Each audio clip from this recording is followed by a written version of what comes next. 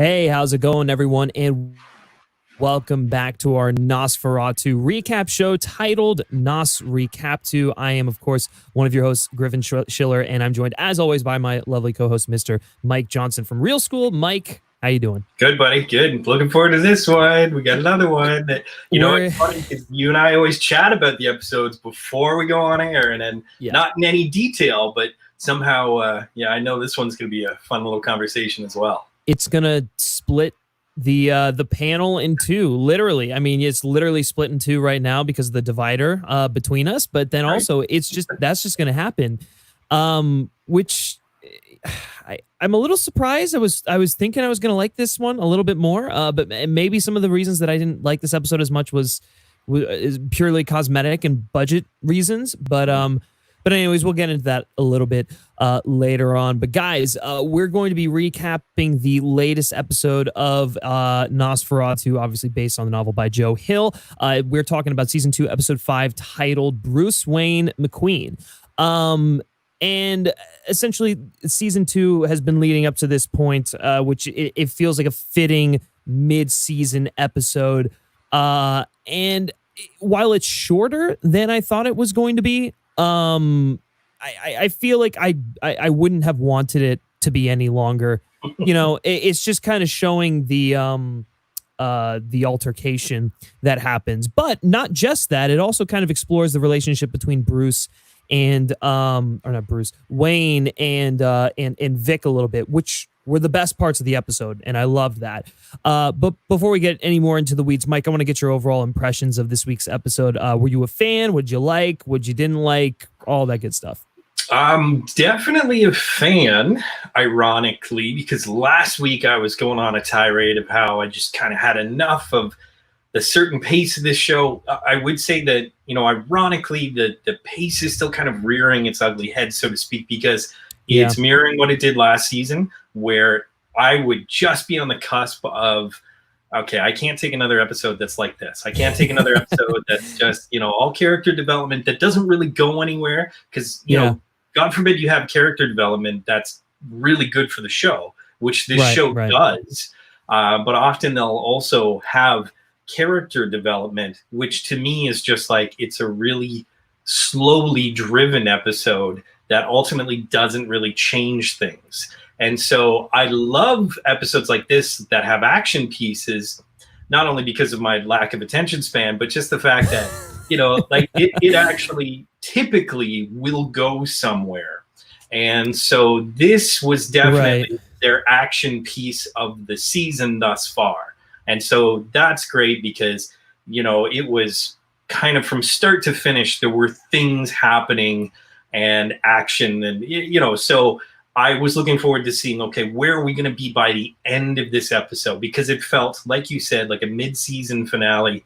And it, it had the finale feel where ultimately things are going to change. But when you had messaged me and you said, I got a lot to say about this one, I knew exactly what you were going to say. So it's funny because it's one of those episodes where I'm like, oh, I love it, on one hand, and then the other hand, it's definitely got its faults. So yeah, I'm kind of mixed, but I would lean towards it's one of my more favorite episodes of the season. But that's only because of how much they kind of tried to get in, how much action they were really doing, and how much we wanted to see this payoff because of the first 4 episodes.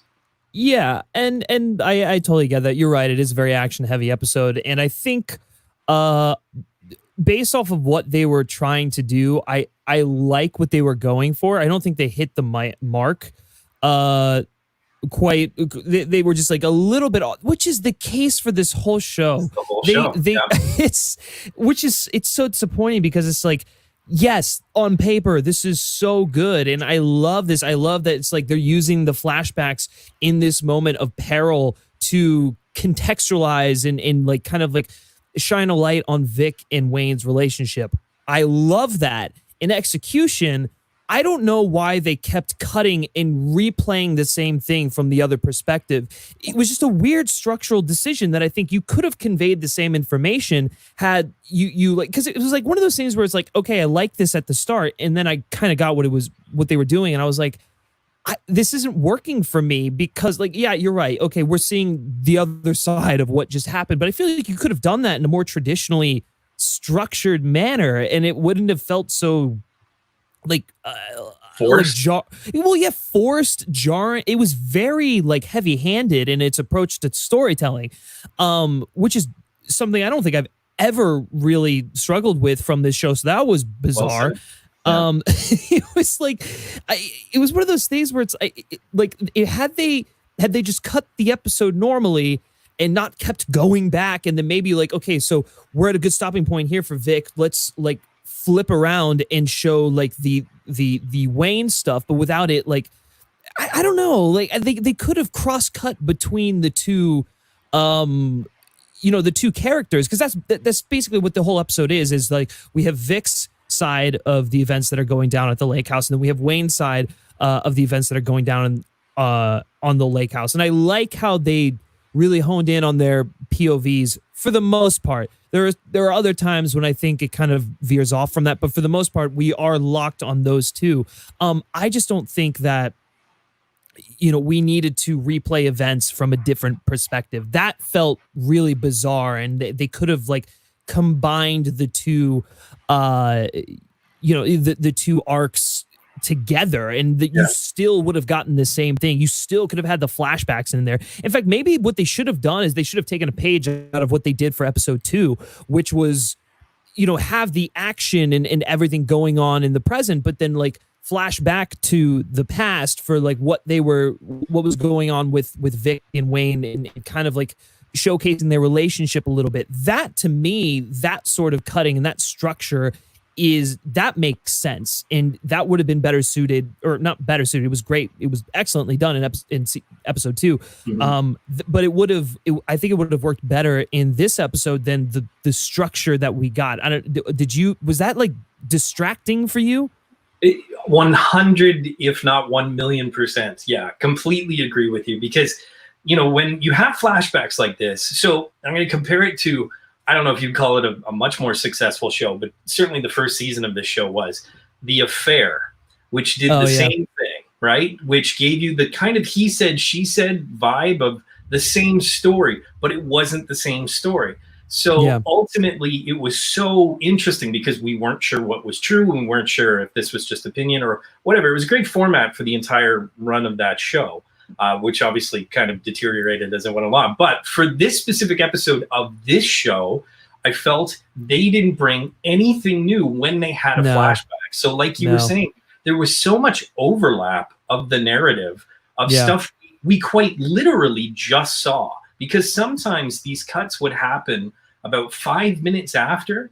And so it would just be like, we see something happens for 5 minutes, they cut, they go to a different perspective, and we see for 2 more minutes exactly what we just saw 7 minutes so ago, weird. Right? It was, I know, it wasn't even like something that exactly, it wasn't something that was so drastically different occurred. Like, okay, we see like Wayne in the backseat of the car, and then we see Vic come up, and I'm like, okay, then they cut to commercial, and then we get to Vic's perspective on that, and I'm like, okay, we're gonna obviously see how she got there, but like that took like 5 seconds, and then we're like back from where we were, but it just switched perspective. Like it was just a really weird way of doing that, where it's like you didn't get that much out of like seeing the flipped version of that.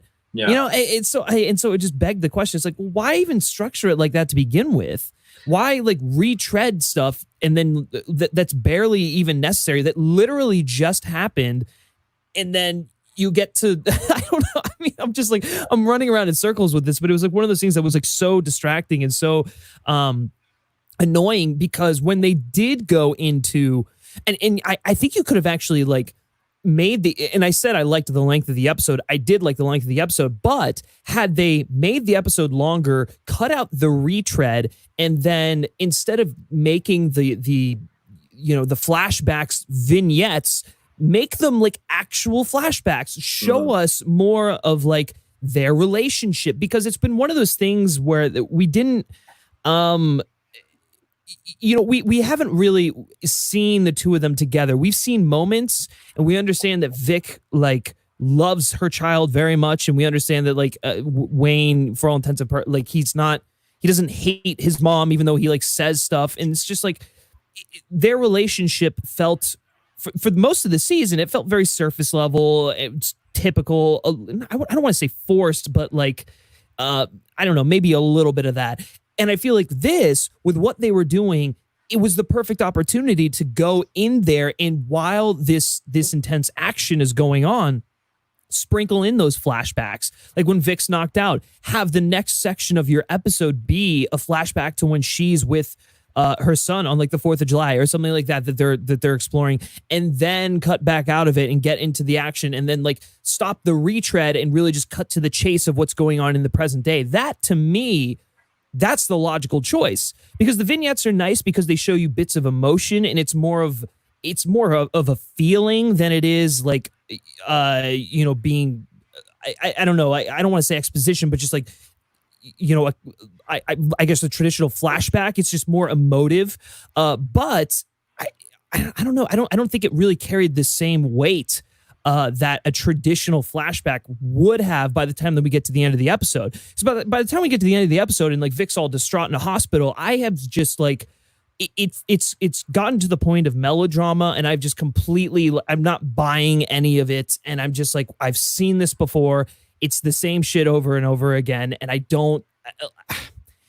It's really you're really struggling to hook me in here, because I didn't feel that much. I don't know. No, you know what? As a writer, as a former writer, I should say, or a writer nonetheless, I felt you could have, like you said, made much more emotional impact by just shifting the format slightly. So we had, in a sense, what was nonstop action, but the irony of that was that some of that action was repeated. So that we would know that, like Vic's being beaten by Manx outside the car, when we're inside the car listening to Bing threaten Wayne.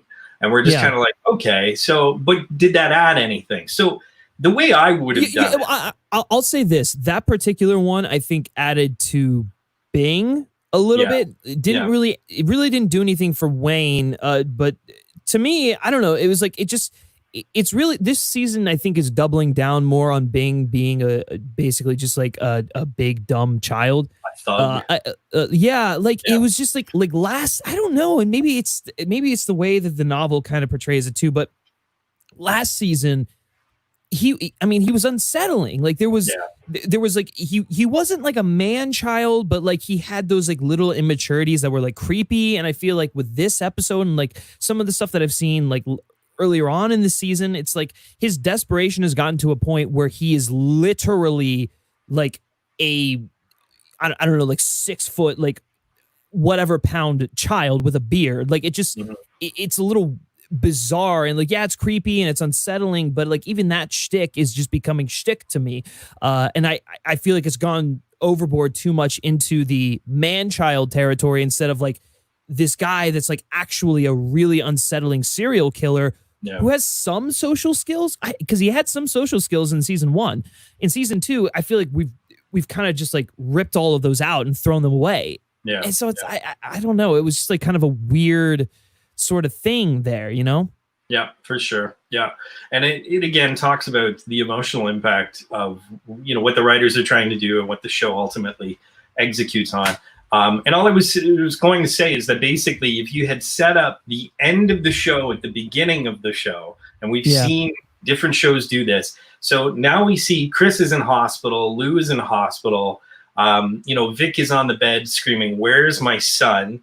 We can see that was a nice bookend to what happened at the beginning of the episode. Like I enjoyed. But if you show that at the beginning, and then you can do the thing that they were trying to do that they didn't really do. So what they do is show that at the beginning, and you go, "Oh my God, what happened?" You could show Bing running through the forest, who's clearly got a gunshot wound, and you go, "Okay, something went down."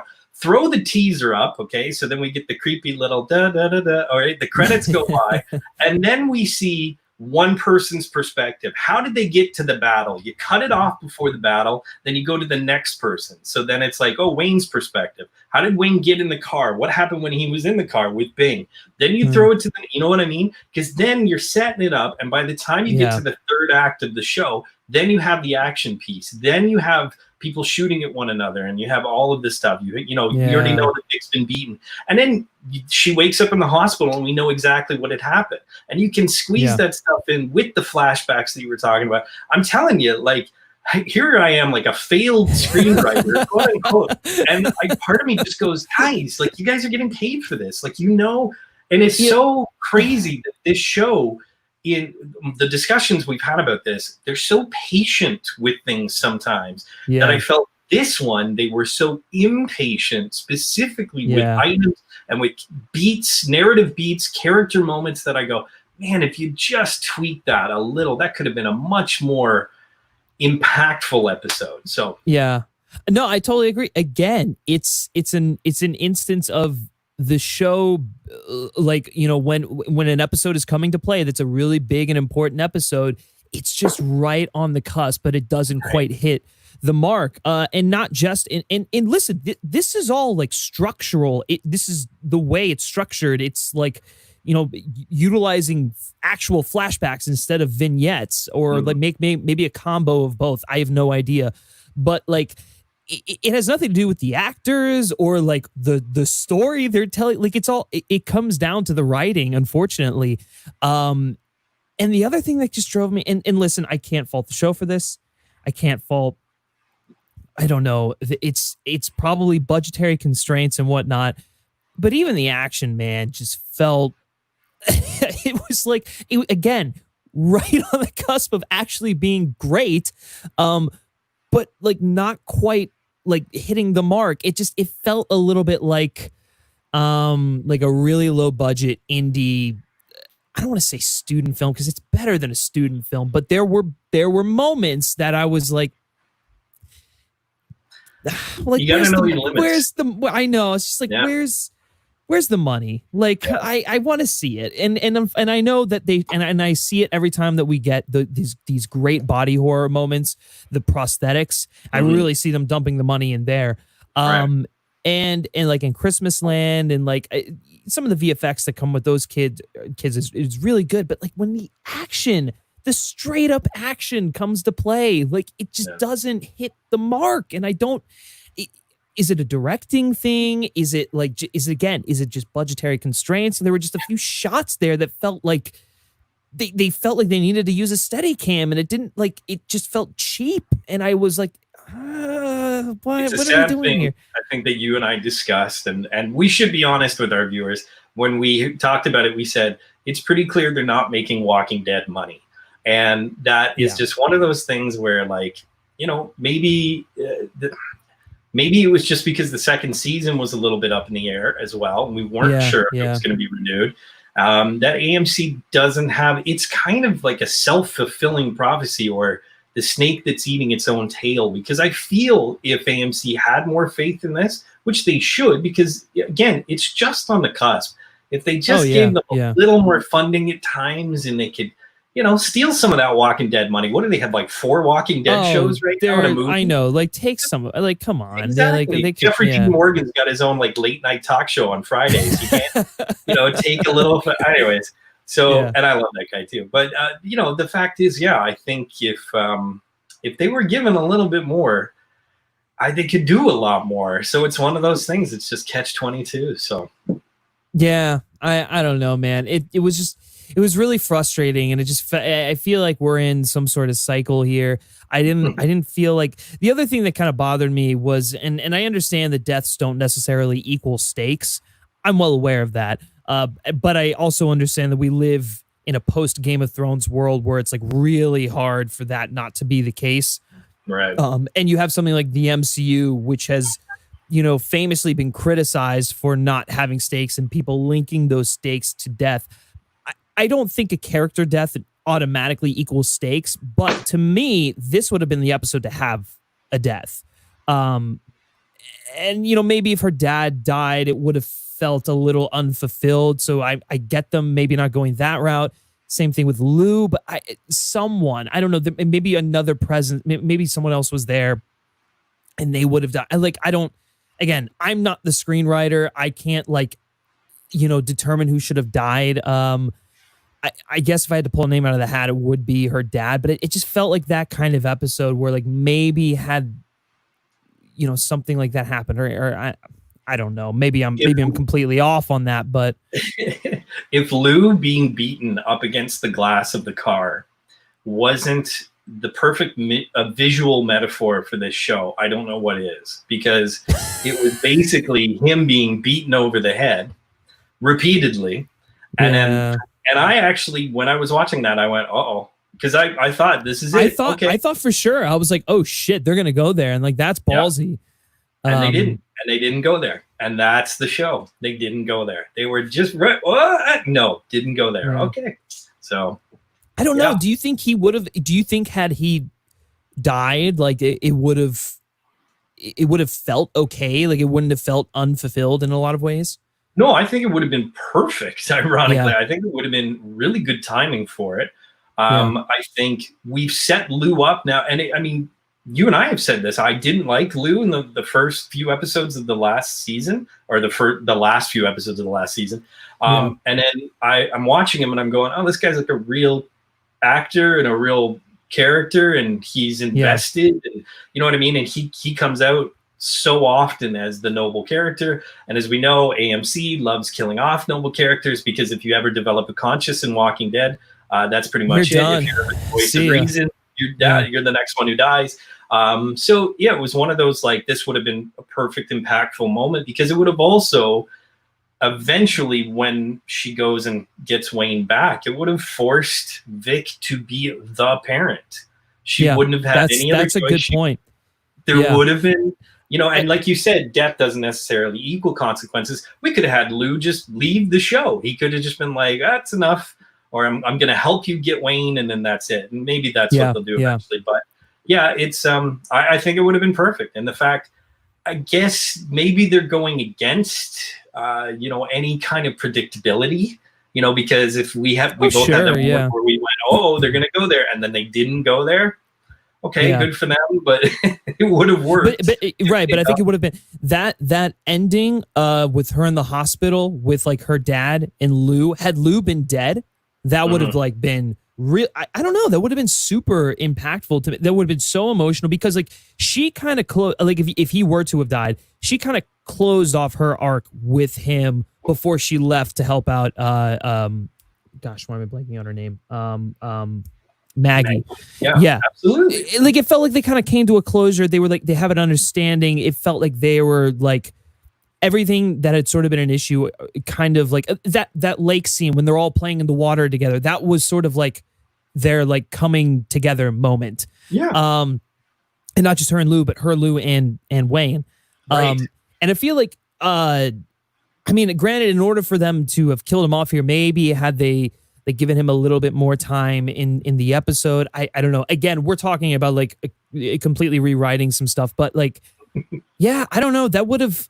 I think that's probably the death I would have gone with. The dad would have been too predictable, and I don't think that they're finished there. There's still a lot to sort of explore, especially with Vic kind of getting over the hump with her dad being a grandfather and stuff like that, and kind of giving the grandson what he never gave to Vic and stuff. Like I don't know, and I think there's still so much more that she can learn from her father, given the fact that she feels like she's making the same mistakes as him. So I don't know. You might be right on that. Lou may have been the right character to go this episode. But I think I'll just throw it out there because friend of the show Jamie O'Brien now, she's been very kind with her time. If she ever does catch another one of our episodes, I hope she wants to see my CV. I'll let her. I'll give her a spec script, if she wants, and we'll. No, honestly, I do have a lot of faith in that writing team. It's just one of those things that we've talked about it for 15 episodes now. That's the thing. It's like it's a great writing team. It's just that I think that they struggle with the same issues. Which is unfortunate, because I think that I love the show for like a good portion of it, but then there are times when I'm like, I'm kind of done. I'm just like, it feels cyclical and whatnot. But I'm like, I'm not gonna stop watching. But it's like, I see them making the same mistakes, not necessarily improving. But I don't know, because at the beginning of this season, I was like, oh, I feel like they're kind of hitting their stride. Like they're really improving. But then when we get into like the middle episodes, it's like, oh, not really. And Back so to the same old it stuff. feels like the same old stuff. So it's I don't know, man. It's kind of a bummer because I love the people involved with it. I think it's there's so much creative potential to mine. And I don't know. I don't know what to. Listen. We've hit the midpoint of the season. I don't know what to expect going forward for the rest of the season. I know there's still a couple of Manx flashback episodes, which I'm very much looking forward to. And I don't know. I guess we'll have to wait and see. The one thing I did want to bring up, which we didn't talk about, and he had a really small role. The hourglass guy. Right. That guy. Phenomenal. Whoever cast that guy was like right on the money. Like and forgive me, I forget the actor's name who plays him, but like he was fantastic. I want to see more of that guy. I want to see like give me some more of him and Manx or whatever. But like that guy is super interesting to me. Yeah, and that was a cool character bit where it was okay. Now we've got, and we always love seeing the strong creatives and what they're gonna bring. And I had written that down too when I was watching and made a note of, okay, that was cool. And like now we know what his powers are, and it's just kind of sad that like his powers are short lived because an hourglass is not ironically an actual hour, right? Yeah. The one that he had anyway. So I went, I would have loved to have seen that the stakes would have been a little bit higher. Had the cops had they been alive for longer and they kind of had to like board up the house and like defend it from them breaking it, that would have been cool. There you go. Then you're talking about like gosh, I don't even know, is that like I guess assault on precinct 13 sort of thing, like that whole, that would have been great. I would have loved to see good call. But very cool. And the character is interesting for the same reason that Manx is interesting. He seems just kind of like almost unassuming at times and charming. And, and then, he's obviously got these insane abilities that was pretty cool to watch. Yeah, that was a good bit for sure. Yeah, no, and I hope it wasn't a one and done sort of thing. I don't think it is, but like I want to see more of him. I want to see like, is that just why Manx hired him? Did he just hire him for that? I feel like there's more to his plan than that. And so he's a character I'm very much looking forward to spending more time with as the season progresses. You know what would actually be a really cool sort of like spin-off show for this would be like a Parnassus like spin-off show where you just explore these really like weird kind of like sketchy strong creatives and like why they're at this point in their life. What I don't know, just going around doing whatever they do. I don't know. It feels like a cool sort of like spin on a mercenary show. I don't know, but that's just seeing him in this episode really just got me thinking, oh, maybe that would be a fun show to see.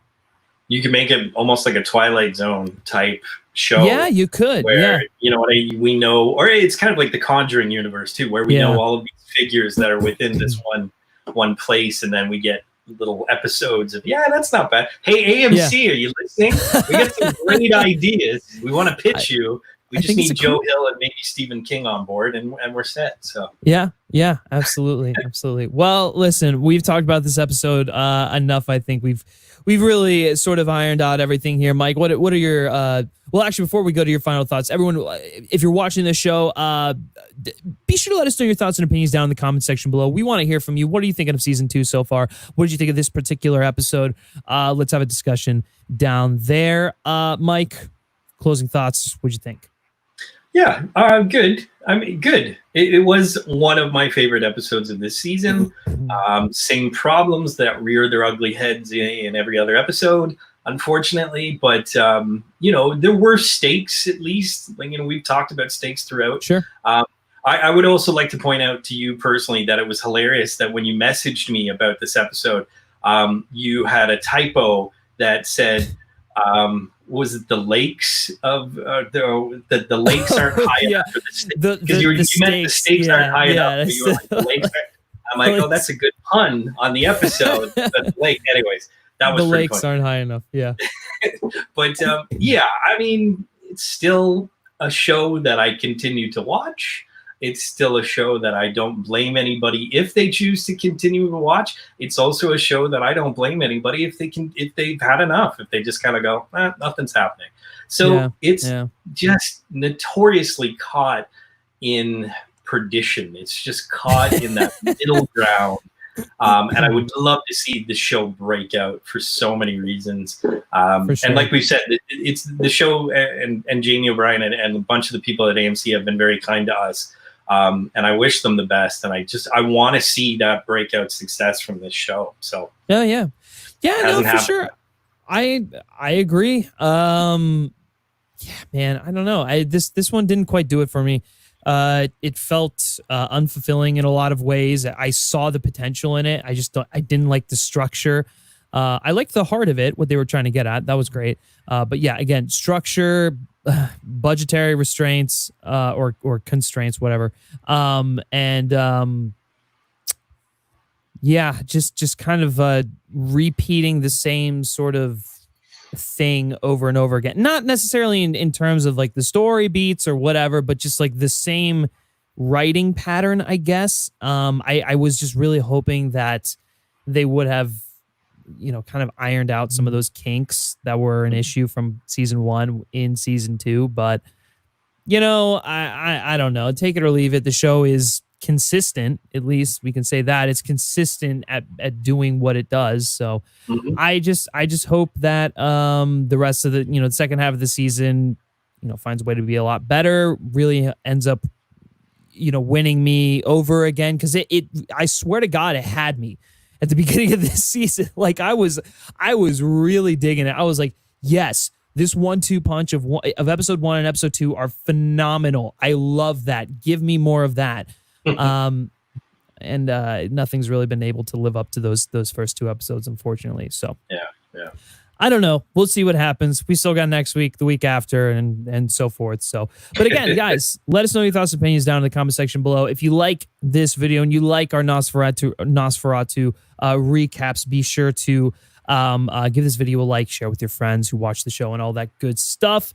Be sure to subscribe to the FilmSpeak channel for more NOS4A2 recaps and other TV recaps, movie reviews, interviews, all that good stuff. Mr. Mike Johnson, thank you so much for joining me. As always, where can everyone find you? As always, the major soch. So just look for Real School with 2 E's on YouTube, especially Facebook, Instagram, Twitter. I'll be there. Beautiful. And then you can also like FilmSpeak on Facebook, follow us on Twitter. We do have a Patreon now, so if you're interested in supporting the channel from a monetary perspective and all that good stuff, definitely head on over to the Patreon if that's something that interests you. And then lastly, if you like me specifically and you like what I have to say, you can give me a follow on Twitter at Griff Schiller. All right, guys, we will catch you next week. Take care.